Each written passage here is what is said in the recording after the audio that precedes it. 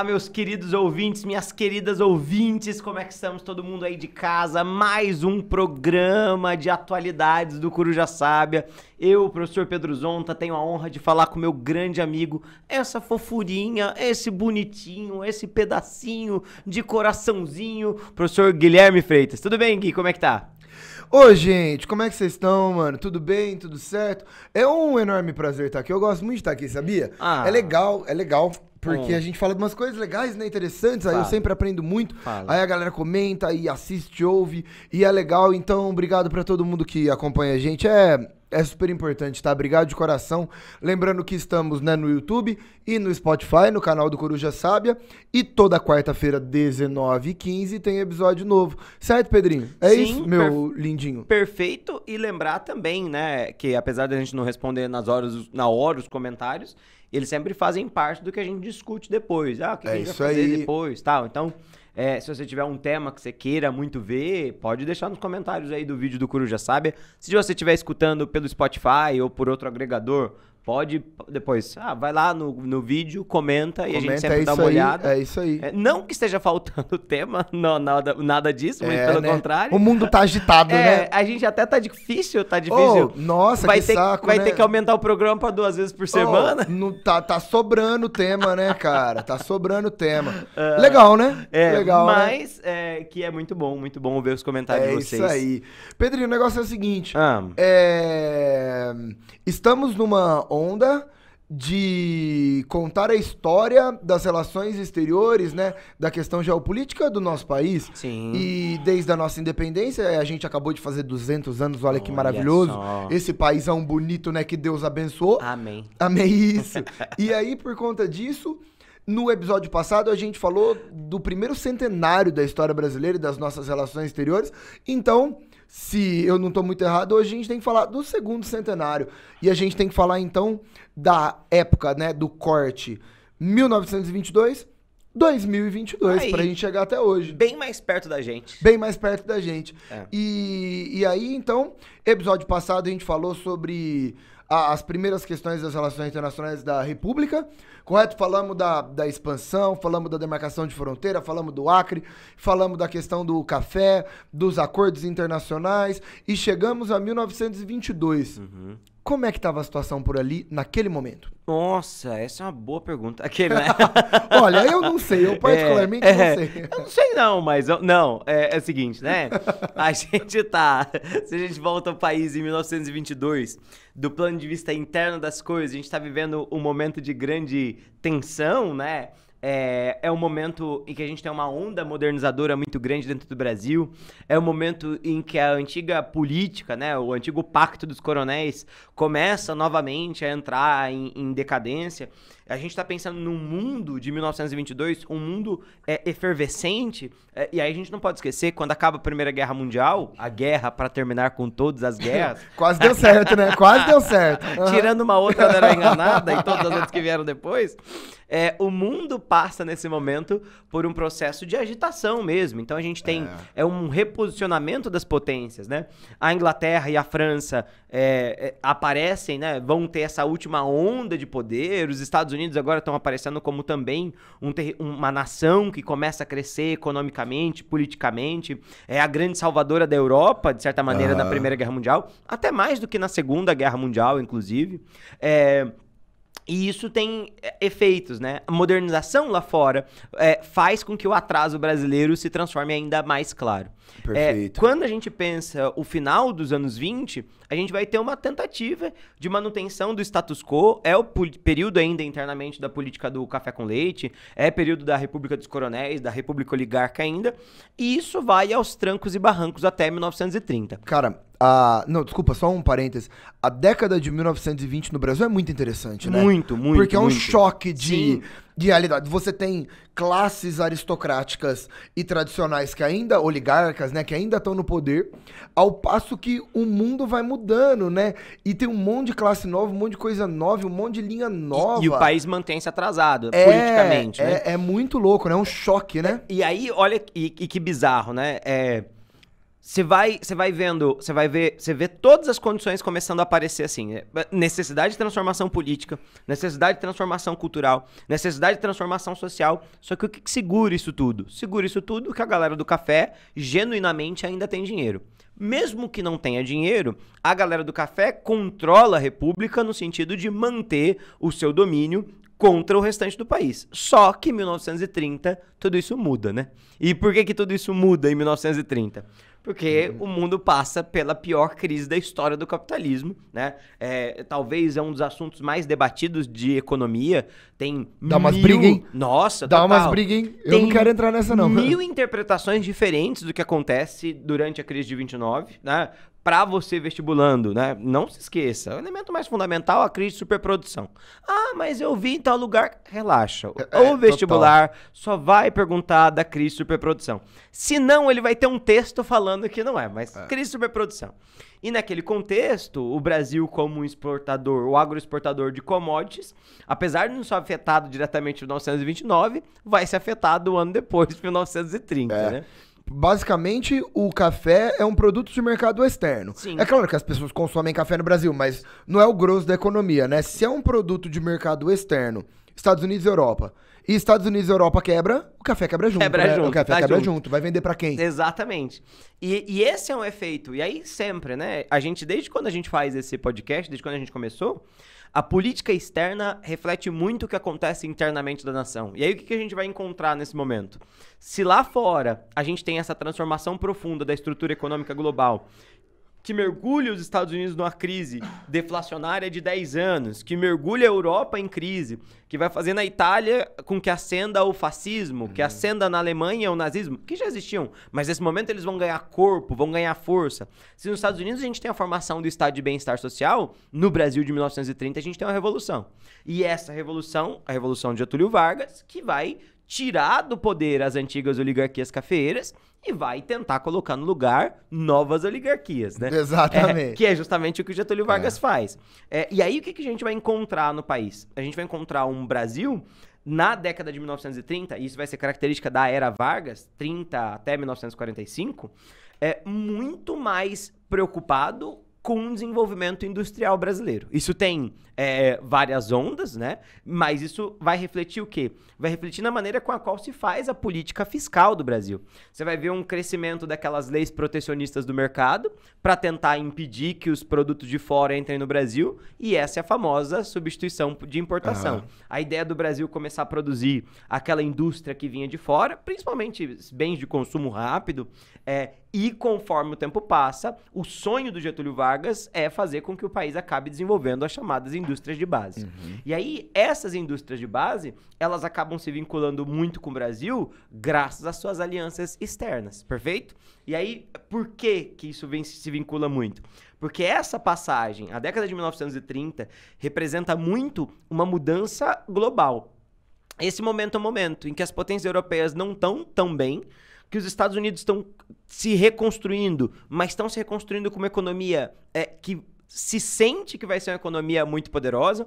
Isso é uma característica interessante do mundo, né? Os Estados Unidos, apesar de muito importante no fim da Primeira Guerra Mundial, não sai por aí como uma nação que é uma potência econômica, tanto que obedece ainda às vontades da Inglaterra, obedece às vontades da França, mas a partir da década de 1930, principalmente ali a partir do 36, a gente vai encontrar a aproximação entre Estados Unidos e Brasil, né? Esse vai ser o momento em que os Estados Unidos mudam sua postura em relação ao restante do globo, é o momento da formação da chamada política da boa vizinhança pelos Estados Unidos.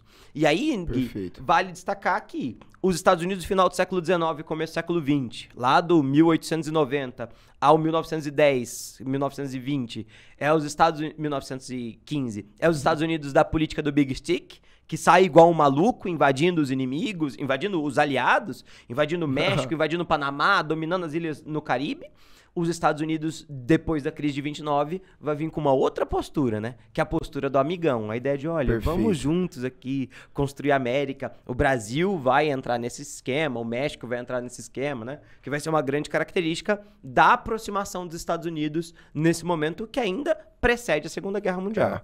E eu acho legal também, eu acho interessante nessa conjuntura que, apesar dos Estados Unidos ascender como grande potência global após a Primeira Guerra Mundial, novos inimigos e novos países que são passíveis, né, de serem as próximas potências surgiram. É muito interessante falar que a partir de 1917 tem uma revolução na Rússia. Em 21 a gente já chama, né, de União Soviética, e essa União Soviética não para de crescer. Em 1924 o Stalin assume e a União Soviética cada vez caminha mais para ser uma potência. Sim. Os Estados Unidos sabem disso. Cara, que em 33 e em 34 o Hitler subiu na Alemanha. E eles estão muito poderosos. A Itália fascista tá voando. A Europa, ela tá se reconstruindo, ela tá crescendo. Então, os Estados Unidos New Deal e pós-crise de 29, é um Estados Unidos que pretende manter a sua posição de grande potência no mundo. Sim, sim. Por quê? Porque tá aparecendo gente nova aí. A Alemanha tá explodindo de crescer. Cara, a União Soviética tá explodindo de crescer. Né? Na Europa eles vão chamar de cordão sanitário, né? E essa preocupação com o socialismo, o Brasil já tem partido comunista. Sim, sim. Então, e isso é interessante a gente pensar a ideia da imigração, né? Que tradição socialista o Brasil tem? Não, não tem, mas tem muita imigração que vem pra cá. Mas os italianos têm. Exato, né? Exato. Os italianos, parte dos espanhóis que vêm, né? Parte desses portugueses.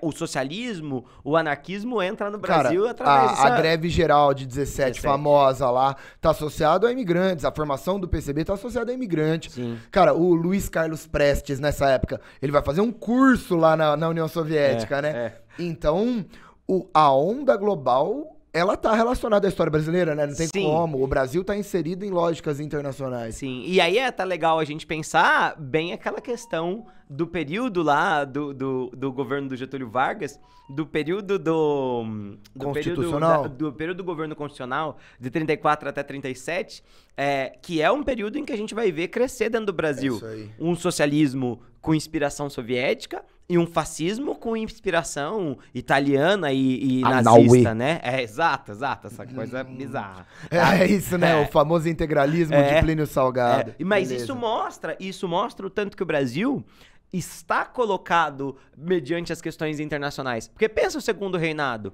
Muito lentamente as coisas da Europa chegam no Brasil. Nesse contexto ali do começo, do pós-Primeira Guerra Mundial, com esse avanço que o Brasil vai ter, a gente vai ver a chegada de muitas dessas coisas, né? Ia falar alguma coisa? Não, vai. Eu posso ir? Pode ir. Se você quiser, você pode ir. Sem então tá bom. Mas você fala, tá? Que eu te obedeço. Então tá bom.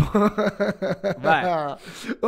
E é louco que, pensando nessa linha, que o Vargas, ele é um nacionalista, né? Sim. E isso eu acho interessante no primeiro governo Vargas, na era Vargas, e depois quando ele volta também, o Vargas, ele tá barganhando. Sim. Ele tá brincando ali. Ele não é o cara, o Getúlio Vargas, ele não é um cara aberto à política externa e, nossa, Não, o Vargas é um nacionalista.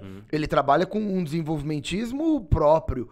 Então tem a ideia dos Estados Unidos e os Estados Unidos quer chegar, mas ele exige. Então, contar a história dos governos Vargas, por incrível que pareça, é contar uma história de muito investimento estadunidense no Brasil. Sim. De muito investimento, né? Quando vem o Roosevelt, a história da base naval que eles criam no Nordeste, de todo esse processo, de todo esse esquema, é uma história de muito investimento estadunidense, tá? Então todo mundo pensa no âmbito cultural, e aí explode Carmen Miranda, né? E aí explode Disney, e o Zé Carioca, né? Que é interessante, mas é um plano é um projeto, né, de explosão de investimento estadunidense no Brasil. Sim. Eu acho que essa é a principal característica que a gente pode encontrar em tudo que existe do Vargas, assim. É um nacionalismo extremamente benéfico para o Brasil, do ponto de vista, não do ponto de vista do ganho democrático, que é o oposto do governo de Getúlio Vargas, mas do ponto de vista do crescimento econômico. Política externa no Estado varguista significa justamente vantagens para o Brasil. Os Estados Unidos querem se aproximar do Brasil? Perfeito. O que é que o Brasil ganha como um todo, né?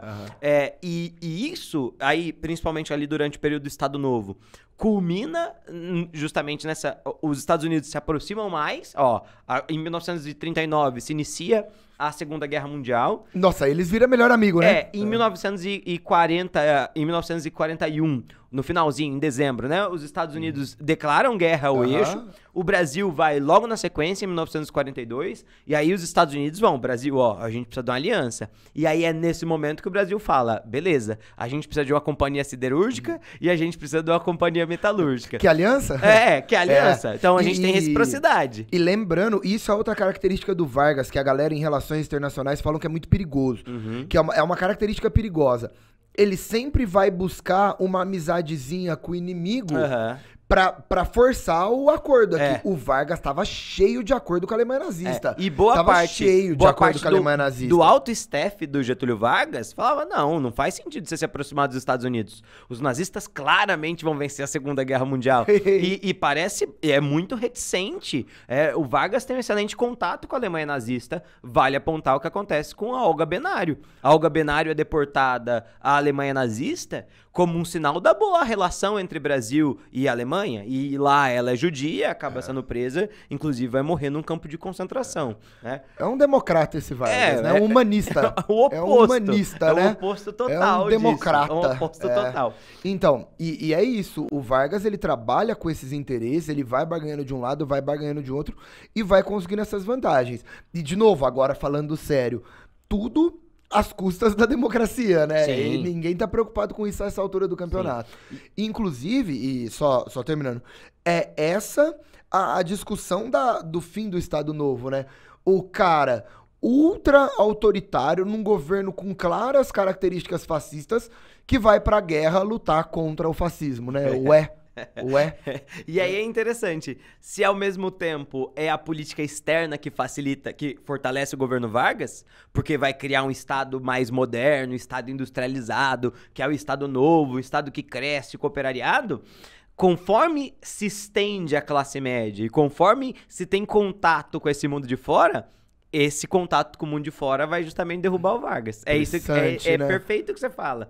Que é esse Brasil que manda soldados pra lutar na Itália contra os fascistas? Mas espera, opa. Vamos acabar com a ditadura. Vamos combater, viva a democracia. E dessa maneira, em 1945, o governo do Vargas acaba muito por conta desse descontentamento. Total. E aí a gente vai ter uma mudança dentro do próprio significado do Brasil, né? Uma grande mudança. Cara, a gente entra num dos períodos...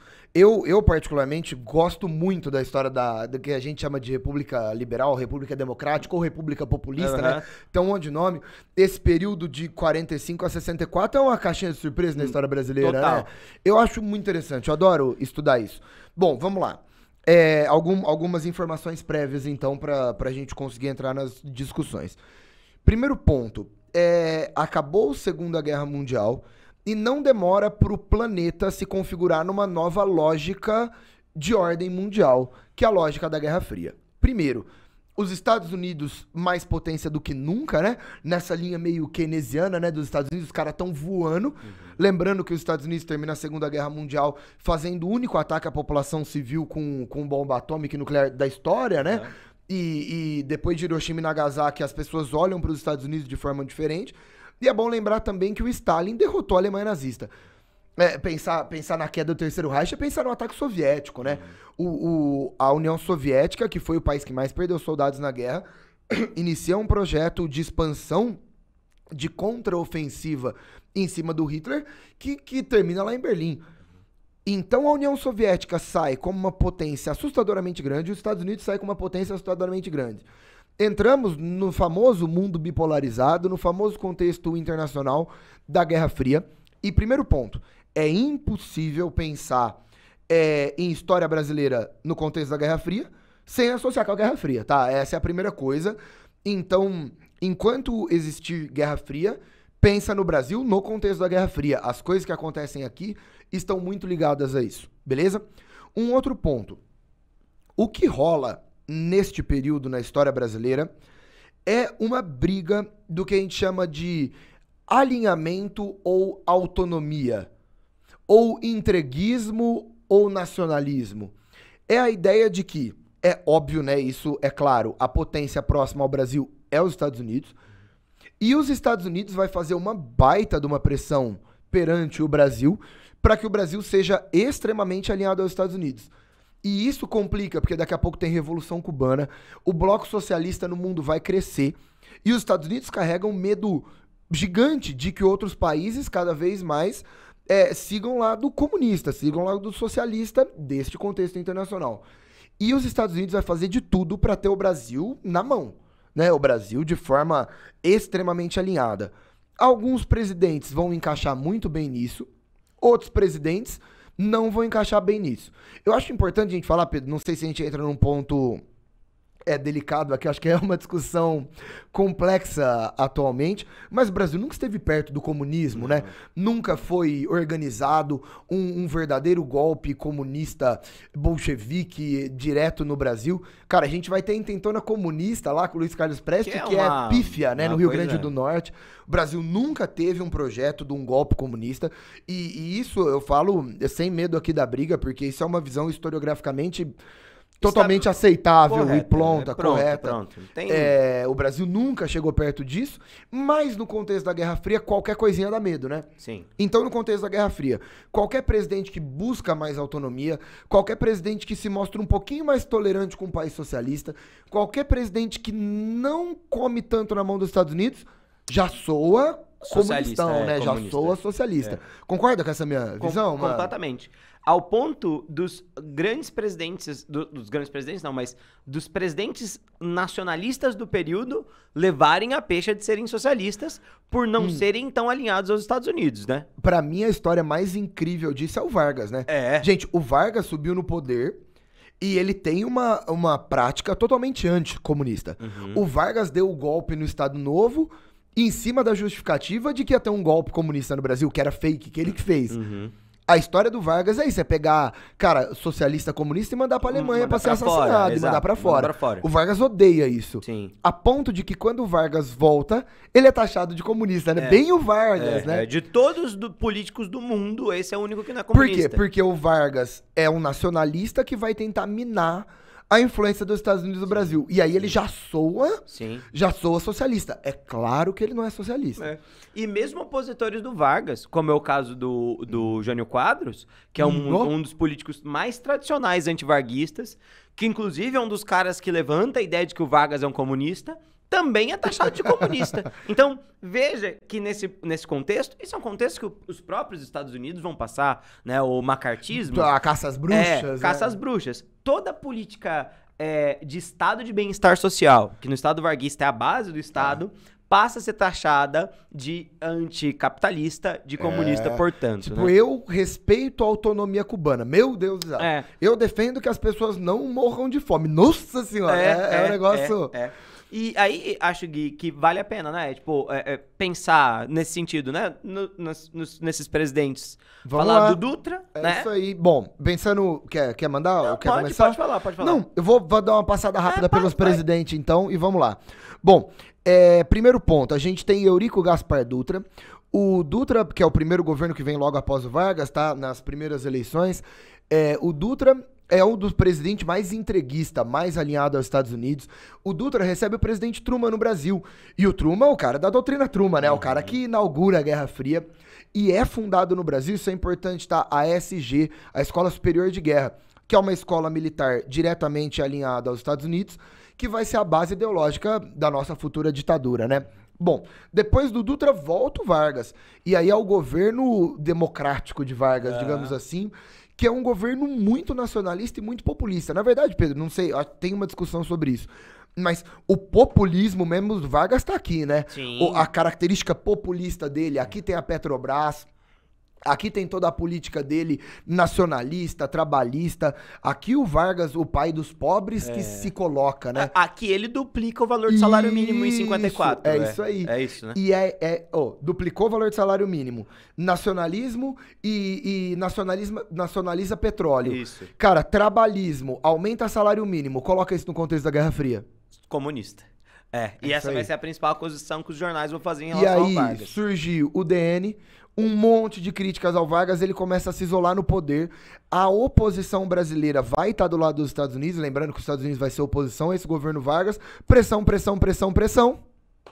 Suicídio. Suicídio do Vargas, Getúlio Vargas comete suicídio.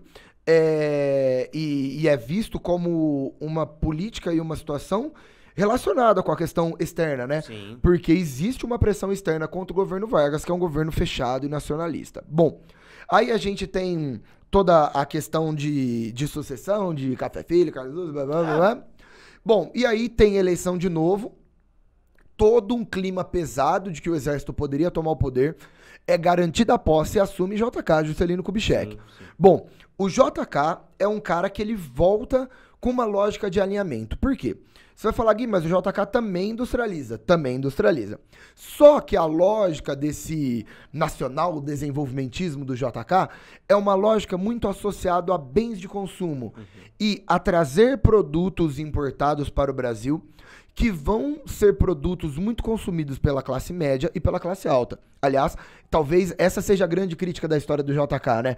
Ele não é um cara que diminuiu a miséria no Brasil, ele não é um cara que carregou a ideia de vamos ajudar a população pobre. Ele enriquece o país, ele industrializa o Brasil, voltado para a classe média e para a classe alta. E aí, Pedro, o que ele traz? O que ele traz de fora? Traz empresa, carro. Empresa, carro, traz televisão. Geladeira de fora, tudo de fora. E aí é um período super alinhado aos Estados Unidos. É um período que a gente fala, né, desse alinhamento, mas é um período que essas questões de miséria e desigualdade social no Brasil, elas não são trabalhadas, né? Exato. E aí tem todo o planejamento, plano de metas, a ideia dos 50 anos em 5, a construção de Brasília. E isso tudo óbvio.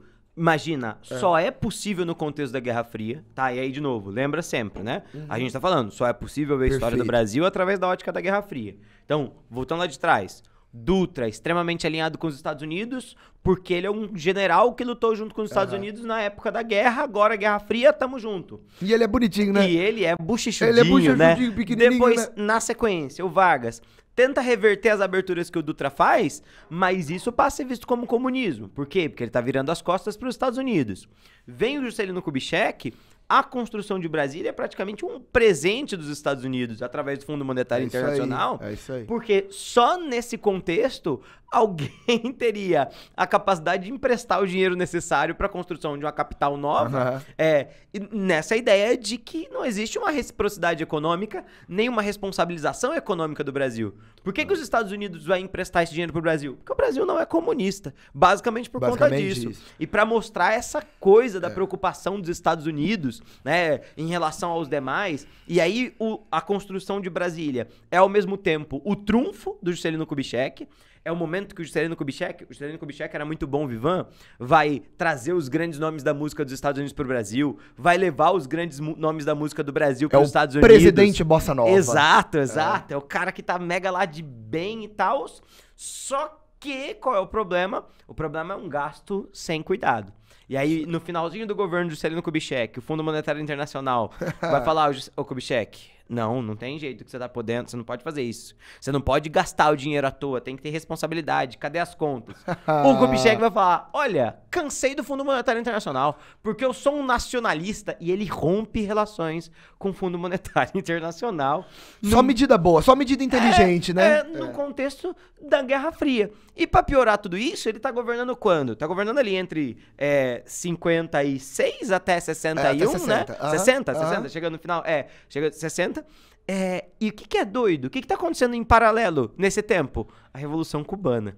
E aí, entenda o seguinte, os Estados Unidos têm medo do socialismo, mas tem muito medo do socialismo que se desenvolva na América Latina, né? Ou na América como um todo. Desenvolveu. Porque é o continente que os Estados Unidos está. E o aparecimento de uma nação socialista no quintal dos Estados Unidos... Cara, a 100 quilômetros da Flórida, né? Nossa, isso vai colocar um nível de nóia na cabeça dos Estados Unidos que é inacreditável. Cara, bem colocado isso, porque...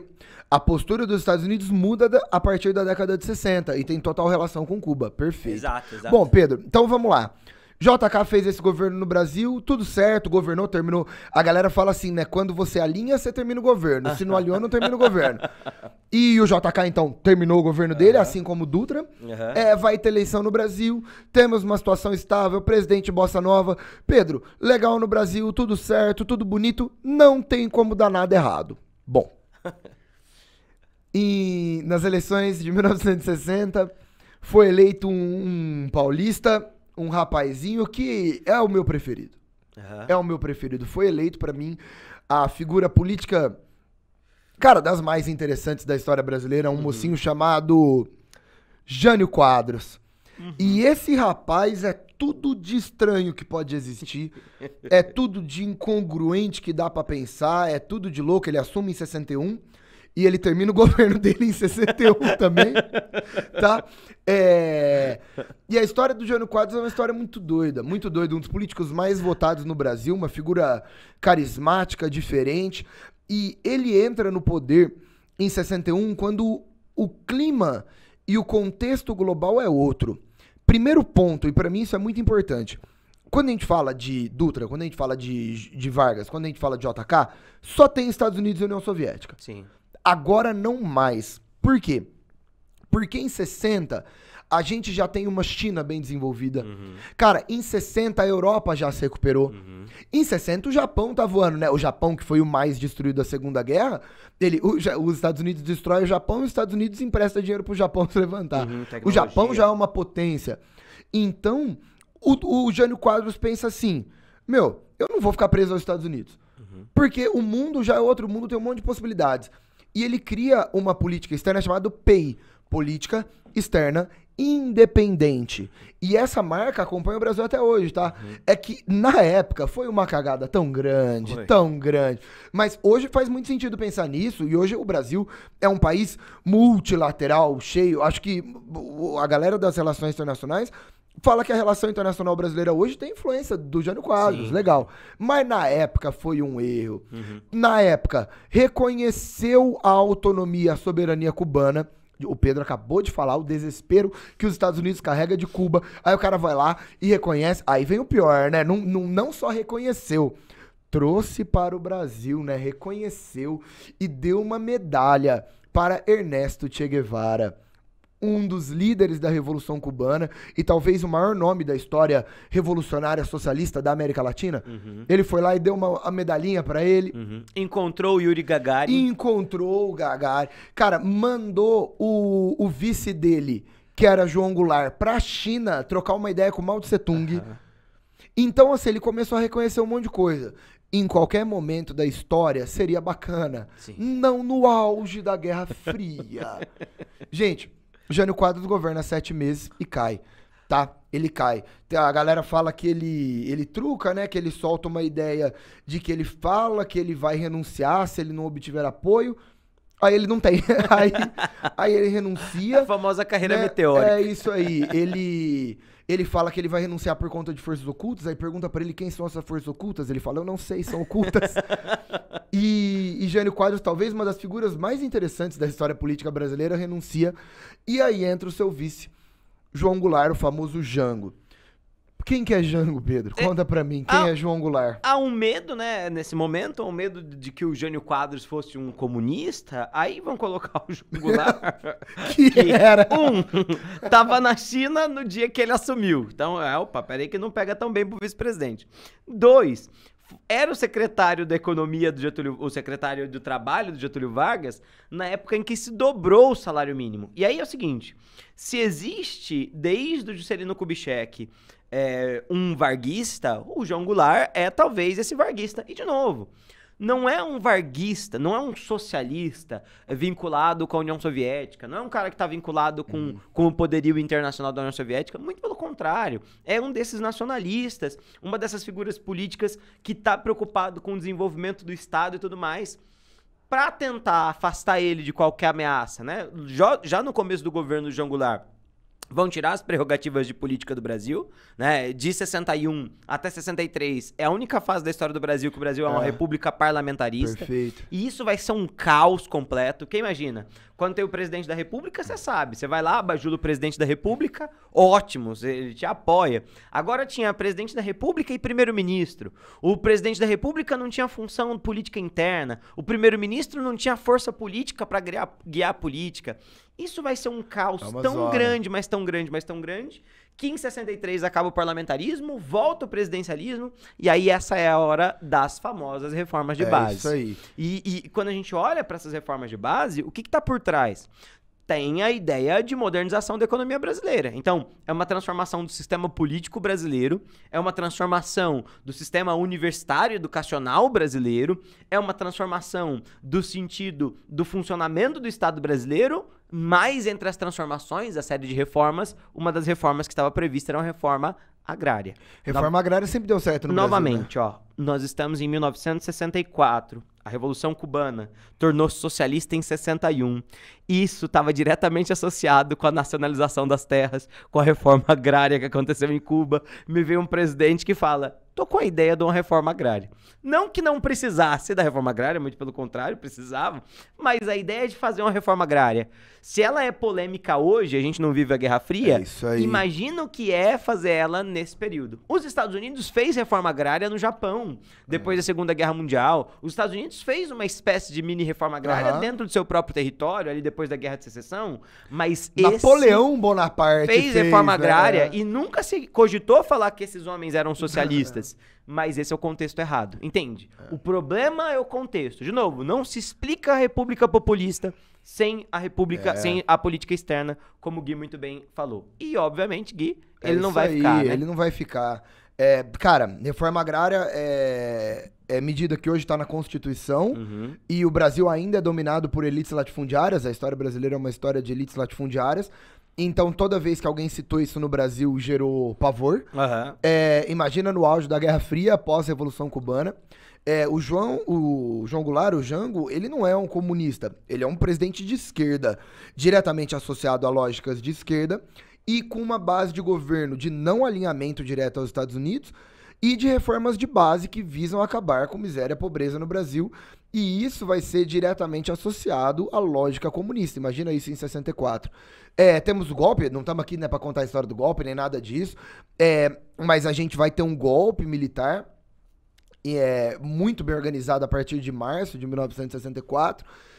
Os militares tomam o poder com amplo apoio dos Estados Unidos, lembrando que os Estados Unidos vai começar a colocar ditaduras na América Latina inteira, tá? E se a gente começa falando lá, foi assim, em Nicarágua e Guatemala, e vai descendo e vai falando sobre... Eu e o Pedro, a gente já falou, né? O único que não viveu isso daqui foi a Colômbia aqui, né? E Argentina, e Uruguai, e Bolívia, e tudo que você imaginar. E por conta deste fator, a partir de 1964, João Goulart sofre um golpe de Estado. Humberto Castelo Branco assume a presidência e inicia-se o período ditatorial militar, ditadura civil-militar na história brasileira, que é um período extremamente alinhado aos Estados Unidos no contexto da Guerra Fria, certo? E que vai durar 21 anos no Brasil e rola até 1985. Ô Pedro, pra gente começar a falar de ditadura e vir pra cá, vamos rolar uma vinhetinha que a gente não rolou até agora. É verdade, esqueceu da vinheta. Bota Podia uma vinhetinha. Só pra dar um negocinho aí, só pra dar uma separadinha aí, né? Então vai lá. Vinheta. Eu gostei da sua risada. Vinhetinha. Ô Gui... E aí? Cara, vamos lá. Sendo simples aqui. Entender a história da ditadura militar brasileira, antes de tudo, é entender um governo diretamente alinhado aos Estados Unidos, um governo de uma direita conservadora, militar, com uma mentalidade da ASG, da Escola Superior de Guerra, que é uma mentalidade pró-Estados Unidos de combate a medidas esquerdistas e a medidas comunistas, socialistas no Brasil, e extremamente no bloco ocidental capitalista da Guerra Fria, antes de tudo. O governo que mais simboliza essa situação é o primeiro, tá? O Castelo Branco. Ele é um clássico governo pró-Estados Unidos e corta a relação com todo mundo, quebra a relação com todo mundo e faz esse governo. Depois, as coisas vão até tranquilizando, tá? O Costa e Silva já começa a ter uma lógica com outros países europeus, por exemplo. Gente, desculpa. Tranquilizando em relação às relações exteriores, né? Não, mas é disso que a gente tá... Não daria outra conotação aqui, né? Apesar do fechamento da política interna. Estamos fazendo um programa de políticas exteriores, então vai tranquilizando com relação a políticas exteriores. Não, estamos numa ditadura. No quesito política interna, não tranquiliza, muito pelo contrário. Costa e Silva é o governo do AI-5, Médici são os anos de chumbo. Vai se tranquilizando quanto à abertura com relação a outros países. Até mesmo porque, Gui, acho que vale a pena a gente pensar que é o momento que a União Soviética começa a dar errado. E a Guerra Fria, na década de 70, abranda muito, né? Cara, o Costa e Silva já tem um rolê com a Europa. O Médici é um cara muito de América Latina, né? Lembra da usina de Itaipu em acordo com o governo militar do Paraguai, né? Então o Médici, no governo Médici explode a ideia da Operação Condor, que foi uma grande aliança, um grande plano de cooperação entre as ditaduras da América Latina, claro que encabeçado pelos Estados Unidos, pela CIA.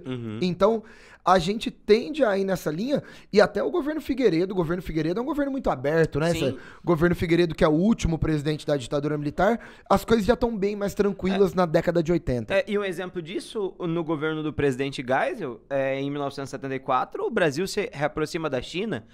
Isso tem a ver com a aproximação do próprio Nixon com a China. Total. Então, vale lembrar também, né, que a Guerra Fria nunca foi diretamente contra a China, sempre foi contra a União Soviética. E a China e a União Soviética nunca foram muito próximas, né? Apesar da China fazer uma revolução socialista também, e apesar de no começo elas estarem, de certa maneira, vinculadas, a maneira com a qual Mao Tse-tung governa a China descontentava o Stalin.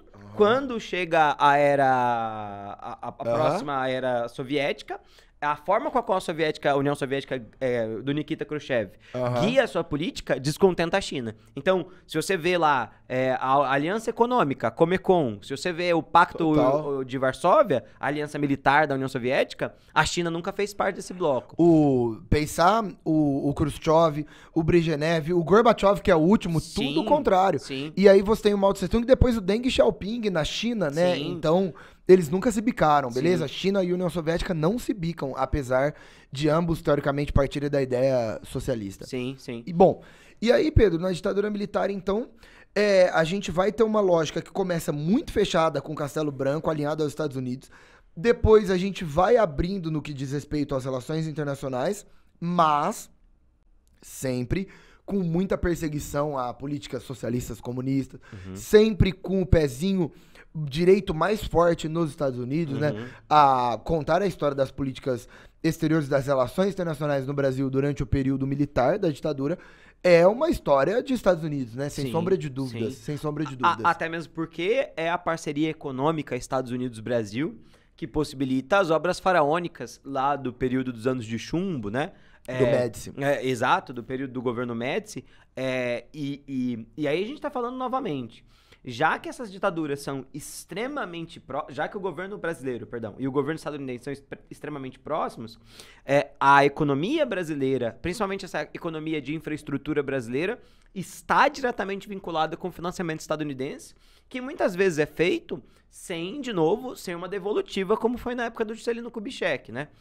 Isso, ao mesmo tempo, é o que vai garantir o crescimento da ditadura militar. Só que, ao mesmo tempo, quando essa aliança quebra ou quando os Estados Unidos entram em decadência econômica, a própria ditadura militar também entra em decadência. É isso aí. Primeiro ponto que a nossa ditadura militar, se ela está, o nosso governo, né, o nosso período ditatorial, se ele está muito associado à questão estadunidense, quebrou lá, quebrou aqui, né? Sim. E a gente fala das crises do petróleo que pegam pesado o Brasil.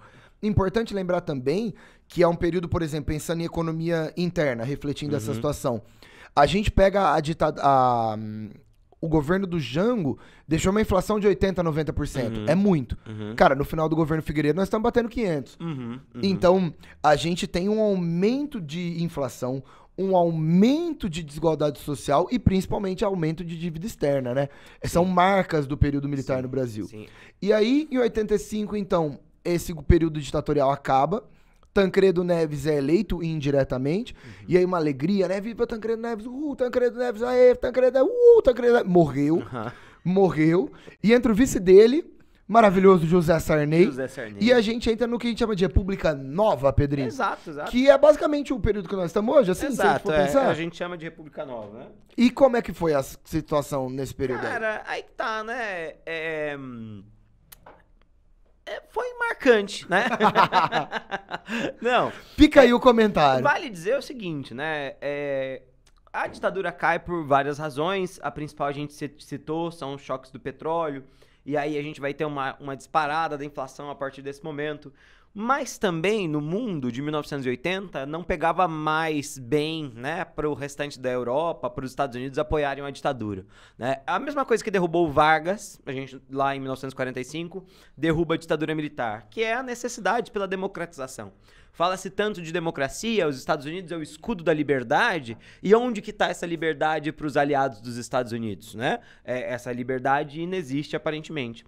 Quando a gente chega a 1985, com o fim da ditadura, portanto, nós vamos ter uma espécie de vento fresco dessa transformação. Então, a União Soviética já está indo bastante mal, parece que o futuro do Brasil é justamente se abrir para o restante do mundo, a gente vai ter uma abertura cultural, uma abertura, de certa maneira, econômica, e aí a gente vai ter um choque econômico muito grande, a ditadura é tudo menos neoliberal, o Estado ditatorial cresce 11% ao ano, como todo mundo fala, sim, mas com o investimento do Estado. Quando acaba a ditadura, é um absurdo a quantidade de empresas que o Estado brasileiro tem, que não é nenhum tipo de política que alguém olha hoje e fala, nossa, queremos essas políticas de volta. E os governos da nova república vão ter justamente por objetivo essa questão da redução do tamanho do Estado, uma aproximação com o Fundo Monetário Internacional, a consolidação da posição do Brasil na América Latina e a reconstrução de uma identidade democrática dentro da América Latina, que é muito interessante. Então a gente passa pelo governo Sarney. A grande preocupação do governo Sarney é uma preocupação muito interna, muito vinculada à elaboração da Constituição, que fica pronta em 88, as crises econômicas sucessivas. Os planos, né? Loucura os planos, né? Uma atrás da outra, mas isso tem pouco impacto na política externa. E aí a gente passa a bola, né? O Sarney foi um presidente eleito indiretamente. É o indireto do indireto. É o indireto do indireto. Porque o indireto tinha sido o Tancredo e ele era só o vice. Em 89 as eleições. Em 89. E aí é a hora... primeira eleição direta, né? Aí é a hora de eleger ele, o homem. Eleger o bonito, o caçador de Marajás. Silvio Santos? Não. Mas ele concorreu. Ele concorreu? Mas quem ganha a eleição é o famoso Collor, né? Peitão cabeludo, né? É o presidente daquilo roxo, né? Uma coisa incrível, né? Caçador de Marajá. Ele disse isso. Ele ia resolver o problema, né? Mas, curiosamente, não resolveu. Mas vale a pena dizer que é durante o governo do Collor que é assinado o Tratado de Assunção, que é talvez uma das questões mais importantes da política externa brasileira. Em 1991, a gente tem a assinatura do Tratado de Assunção. O Tratado de Assunção é o que cria o Mercosul. E o que é o Mercosul? É a União Aduaneira da América do Sul, originalmente vinculada com Brasil, Argentina, Uruguai e Paraguai. A Venezuela depois acaba entrando, só que ela está em suspensa desse bloco. E o que é essa União Aduaneira?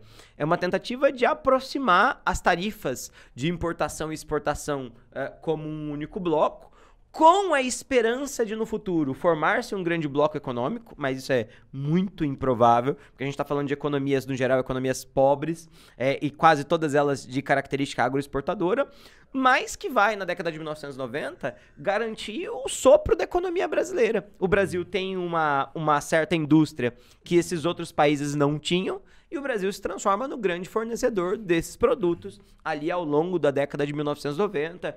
E quando a gente entra nos anos 2000, o Mercosul continua sendo um elemento muito importante.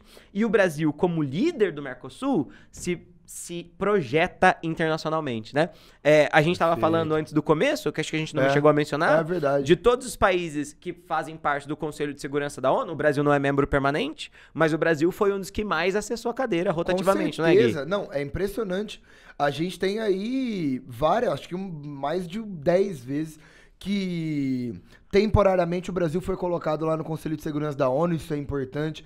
É o país membro fundador da ONU e que é um país que está em todas as instâncias da ONU e que luta por cadeiras permanentes cada vez mais. Com certeza, pensando em América Latina, hoje é o país mais multilateral, é o país com mais acordos, com mais relações ao longo do globo. Hoje a gente tem essa relação muito próxima com a China, né? A gente fala no sentido comercial, mas o Brasil é um país visto como um país grande e importante para a Europa, para o bloco asiático, para a questão africana, né? A gente tem muitas relações e, claro, continuamos ali com os Estados Unidos, né? Sim, perfeito. E, novamente, né? Acho até interessante, né? Quando se faz as conferências gerais da ONU, o Brasil é o país que abre. Na criação de Israel, o Brasil que presidia a ordem de criação de Israel. O que demonstra que a história do século XX do Brasil é a história do crescimento das posições diplomáticas brasileiras e a história do triunfo diplomático brasileiro. O Brasil começa o século XX como algo praticamente nulo. A partir da Primeira Guerra Mundial, o Brasil vai galgando posições e depois da ditadura militar brasileira, o Brasil se consolida como uma dessas grandes novas potências que tenta crescer. Quando a gente pensa hoje, né, principalmente depois de 2010, os esforços estavam muito associados aos BRICS, né? Essa ideia dos países que estavam em desenvolvimento, Brasil, Rússia, Índia, China e África do Sul. Nos últimos anos, os BRICS deram uma resfriada, a gente não sabe exatamente como ler essas coisas ainda, porque nós, historiadores, a gente sempre olha bastante para o passado, e bem mal e porcamente para o presente recente, mas essa é a ideia. Eu acho que é isso que tem de mais importante para destacar. É isso aí. Hoje o Brasil, pensando em relações exteriores, a gente tem o que a gente chama de Sul-Norte, pensando em América do Norte, principalmente Estados Unidos. A gente tem o Sul-Sul, que é o movimento do terceiro mundismo, né? O mundo do terceiro mundo. E aí a gente pensa numa ótima relação, cara, com América Latina, com África, mesmo com o Sudeste Asiático, com Austrália. E uma muito importante, essa diagonal, que é a diagonal sul-leste. E aí a gente vai para a China. Sim. Japão também, Coreia também, Rússia também. Mas a China, com certeza, o maior número de exportação e importação brasileira e um nível de valores sendo transportado que é um número absurdo. E pensando em nova política, pensando na ideia de um mundo do século XXI, tá? O Brasil sempre foi uma nação que liderou as questões globais, mundiais. Então, a ideia de o Brasil ser um grande defensor do meio ambiente, Rio+20, né? Rio 92. A ideia do Brasil como um defensor do que é verde, das tecnologias verdes, do compromisso de reduções de crédito do carbono. Claro que quando começa o século XXI, as coisas não são exatamente assim, muito por conta do principal negócio do Brasil, né, que é o agronegócio justamente, mas que faz parte das campanhas e faz parte para o caminho do próprio agronegócio, principalmente a gente comparando com a Europa, uma criação de um caminho mais verde, uma criação de um caminho mais intensivo, menos extensivo, a preservação do meio ambiente, que o Brasil historicamente sempre liderou. Né? A questão da Amazônia é uma questão forte nas discussões internacionais, né? Sim. É uma discussão muito presente. Então, uma boa relação com a Amazônia é quase que uma boa relação global. E quando a gente pensa nos nossos principais compradores, né, principalmente aqueles compradores que têm mais dinheiro para oferecer mais, esses compradores se interessam por esses temas, e quando a gente pensa em relação Brasil-Estados Unidos ou Brasil-Europa, esses países sempre vão usar isso como moeda de troca. Nós não vamos negociar com vocês porque vocês não preservam o meio ambiente. Então, isso leva a gente sempre a pensar sobre essas questões. Acho que é um pouco isso, né, Gui? É isso aí, né? E chegamos em 2022. É isso. Interessante, né? Curioso. Passamos por toda a história brasileira nesses dois episódios. Sim. Ouvir isso daqui é pegar muita coisa, né? É muita coisa. É uma revisão. Esses dois episódios são uma revisão excelente para vestibular. Feito. Tá feito. Exato. Gente, fechou. Muito ainda pra comentar. Vamos falando. A gente se vê toda quarta-feira, 19h15, no Spotify e no YouTube, no canal do Coruja Sábia. A gente vai sempre trocando ideia e falamos muito bonitinho hoje, né, Pedrinho? Perfeito. Fechou? Então tá bom. Gente, muito obrigado. Até a próxima, até semana que vem. E tamo sempre aí. Um beijo, valeu, muito obrigado. Até mais, tchau.